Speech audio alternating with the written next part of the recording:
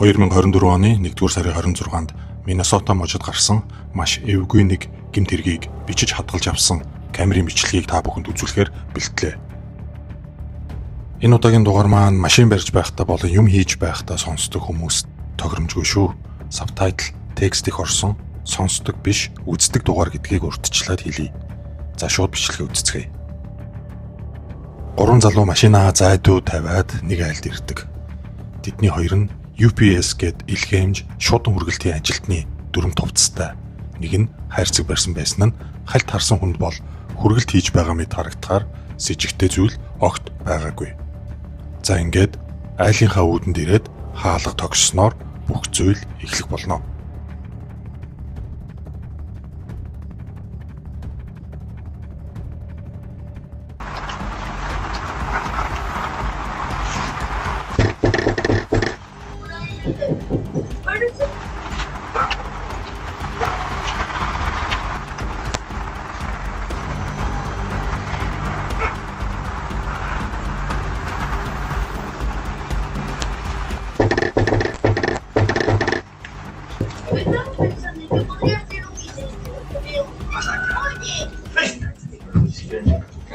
Están tocando.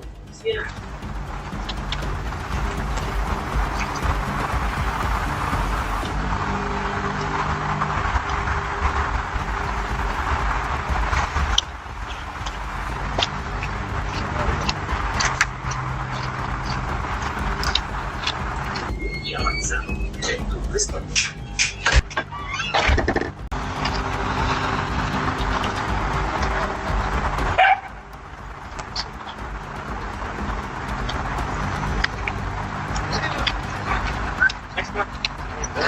Big dogs in here. Ain't no big dog, is it? Ain't no big dog, is it? Not yet. Hey, check it out. Come here. Don't move. Don't move. Move your hand. Move your hand. Move your hand. Open the door. Move in there. Move like that. Wait. Open the door. Move on below you. Hey, don't move. Stop.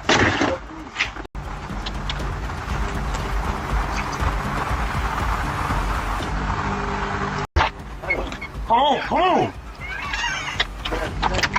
Además, estamos en el espacio de Ay, ¿eres you? ¿Eres you? ¿Eres you?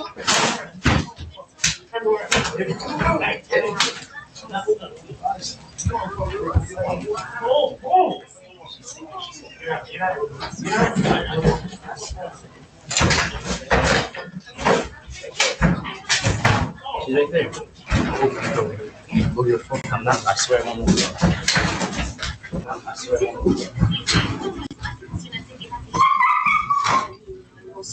Una pistola, mijo. Tienen una pistola, mijo. Dos morenos.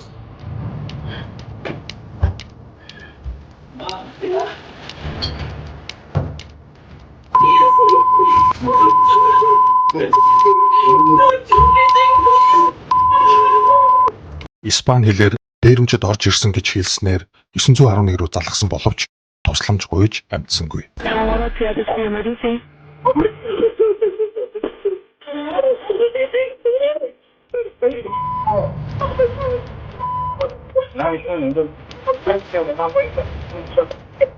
I know. Hey, Mario, come on with the money.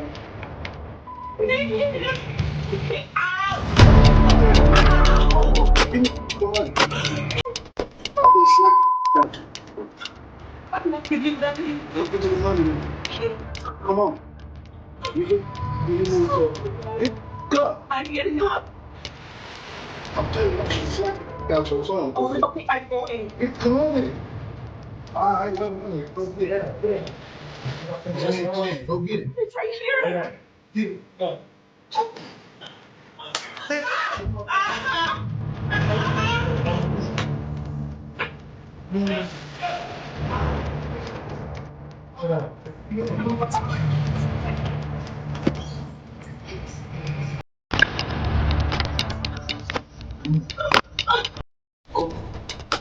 Where is it?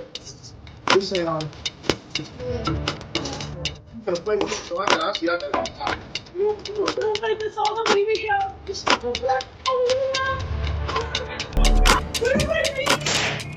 Азар алуурчид 2 бага насны хүүг оролдолгүй орхиод явсан боловч нүдэн дээр нь эцэг их ах 3-ыг нь буудаж хороогоод явцгаасан юм. Өнчир чоцорсон 2 хүүгийн 3 орчим насны ах нь ой гарантай дүүгээ ээжийнхээ нэлт цус болсон цогцосноос чирж холдуулж байгаа нь ээжигээ ийм төсөөлхийн аргагүй аимшигтай байдалтайгаар дүүдээ харуулахгүй гэсэн байгалийн төрлөختсөн совин байсан болов. Энэ хэсэг бол бичлэгийн хамгийн зүрх зүсэм мөч байлаа.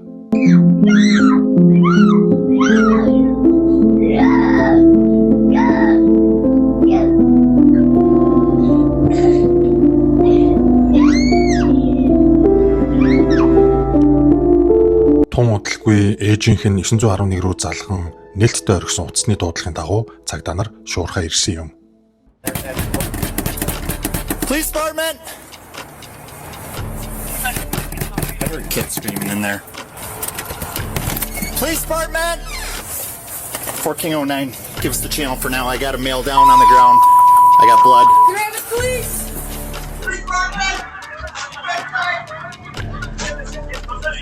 Hey, come here, kid. Come here, buddy. Come here, come here, come here, come here, come here, come here, come here, come here, come here, come here, come here, come here, come here, come here. Yep. I think they're dead. Come here. There's another kid. Come here, buddy. Come here.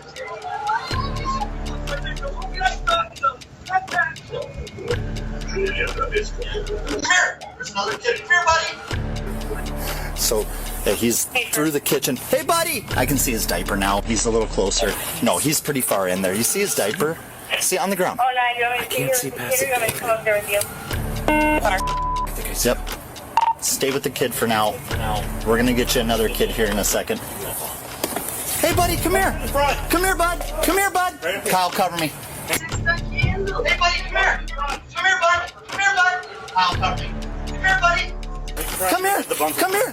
Come here. I need you to come with me. We're trying to get the kid out. Come here, bud. Come on, buddy. Come on, buddy. Come here. Come here. I got candies. Come on. Come here. Come here. It's okay. It's okay. Come on. Come here. Come on, Come here, kiddo. Come here, kiddo. Walking Come here. 1309, you've got 2 more cars coming to the area. Come here, 31. bud. За ингээд цагдаа нар дотогш орсноор 3 хүний амьд хүрсэн харгас аллахтай нүүр тулсан бөгөөд мөрдөгчд бас тэр даруй ирж камерын бичлэг ойр орчмын камеруудыг шалгаснаар алуурчдын унаж ирсэн машины дугаарыг мэдэж авч чаддаг.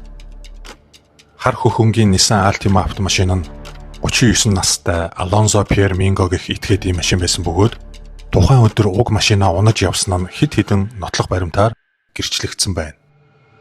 Мөрдөн шалгалтын явцад түүнтэй хамт явсан 2 этгээдийг маск зүүсэн байсан ч ДНХ-гийн нотлохоо гар утасны мэдээлэл зэргээр олж тогтоож чадсан бөгөөд энэ хоёр бол ах дүү Омар Малик Шумперт болон Димитриус Трент Шумперт байсан ба тэр 3 алуурчин холдож нуугдаж амжилгүй тэр дороо баривчлагдсан юм. За тэгвэл яагаад энэ гэр бүлийг алуурчид онцолж дээрэмдэх гэж очисон талаар судлахад уг гэр бүл нь Мексикийн картелуудтай холбоотой тэднээс явуулсан хар тамхиг цааш нь зарж борлуулах олсон мөнгөө эргээд сэжиг төрүүлэхгүйгээр Мексик рүү илгээх гэх мэт ажиллагаанд оролцдог байсныг нь алуурчдын нэг Алонзо олж мэдээд тэднийг дээрэмдэх санааг гаргасан байдаг. Мөрдөгчд талигачдын гэрийг маш нарын шалгах явцад олон төрлийн мансууруулах бодисууд болон маш сайн нуусан их хэмжээний бэлэн мөнгийг илрүүлцгээжээ. Алуурчдад гурвууланд нь 1-р зэргийн хүн амны хэрэг үйлдсэн тул ямар ч давж заалдах хэрэггүйгээр бүх насаар нь хорих ял оноожээ.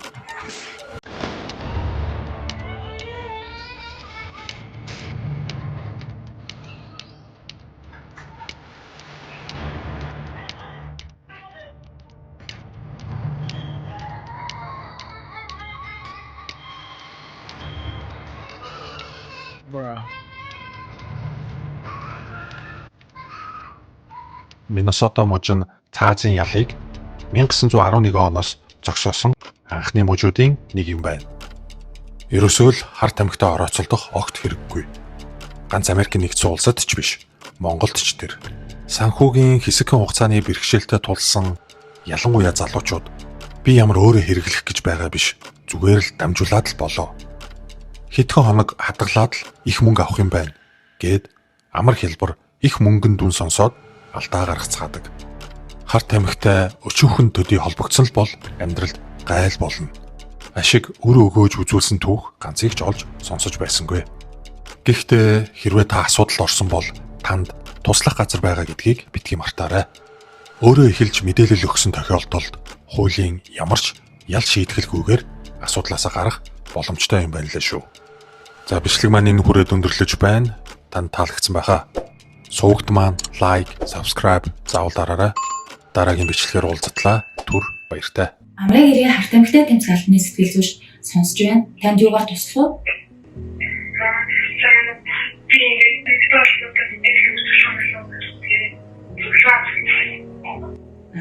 Мэдээж боломжтой. Манай зөвлөгөө бүрэн үн төлбөргүй бас хувь хүний нөөцийг хадгалдаг учраас та санаа зовлохгүй асуудлаа ярих боломжтой шүү.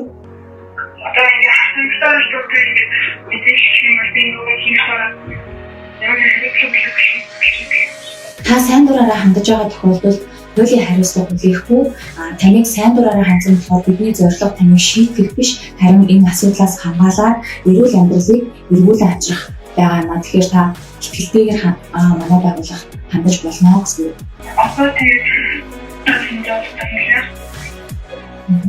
Та өөрийнхөө төлөө маш зөв шийдвэр гаргасан байна.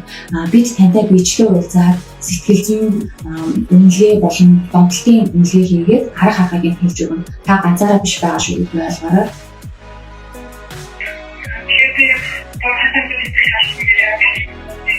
Тийм.